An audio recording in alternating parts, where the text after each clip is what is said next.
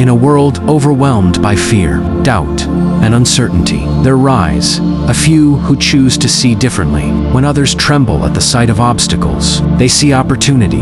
When others see giants, they see God's promises. This is the story of two men, Joshua and Caleb, leaders of courage, warriors of conviction, and giants of faith. Their voices echoed in a time of fear. Their trust in God changed the destiny of a nation, and their legacy continues to call us today to stand, to believe, and to follow God wholeheartedly. Moses chose 12 men leaders from each tribe to explore the land of Canaan, a land flowing with milk and honey, blessed with abundance, and marked by God's covenant promise. But the land also held giants, men of great stature, fortified cities, and places that tested the faith of every heart. Spies walked the valleys, climbed the hills, and carried back evidence of the land's richness, including a cluster of grapes so large it had to be carried by 2 men. Their mission was clear: see the land, trust God's promise, and return with courage. But when the 12 returned, their voices were divided. 10 spies trembled as they spoke. The people there are giants. Their cities have walls rising to the sky. We felt like grasshoppers in their sight. Fear filled their words. Doubt filled their hearts. Suddenly, the promise of God seemed small compared to the size of their enemies. Their fear spread like wildfire through the camp.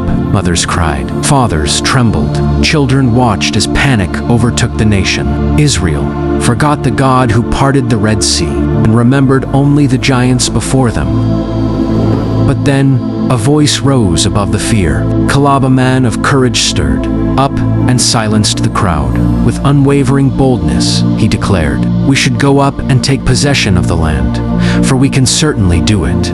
Caleb saw the same giants the others saw, but he also saw a God far greater than any enemy. His heart beat with faith, not fear. His voice carried hope, not doubt. Caleb believed that if God promised the land, then victory was already written.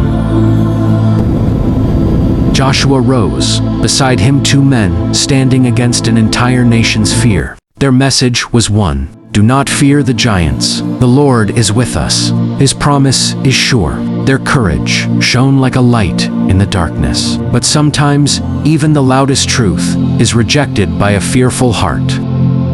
The people refused to listen. Fear became rebellion. Anger rose like a storm.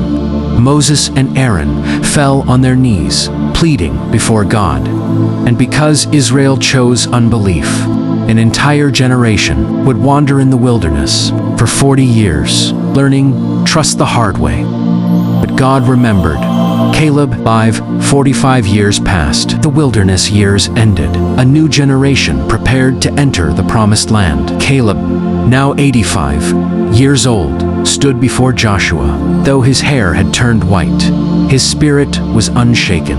Though his body had aged, his faith was still young. He declared, with fire in his voice, "Give me this mountain." The same giants who once frightened Israel were now the giants Caleb was ready to conquer, for the strength of God was still in him, and the promise of God was still alive.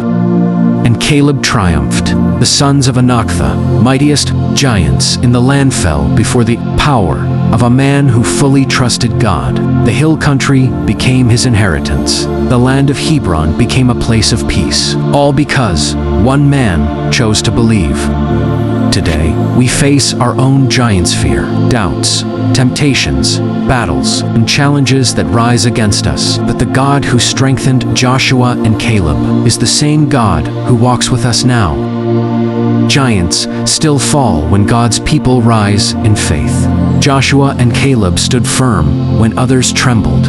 They trusted God when others turned back, and their courage echoes through time, calling us to live with the same bold faith. May you stand with courage.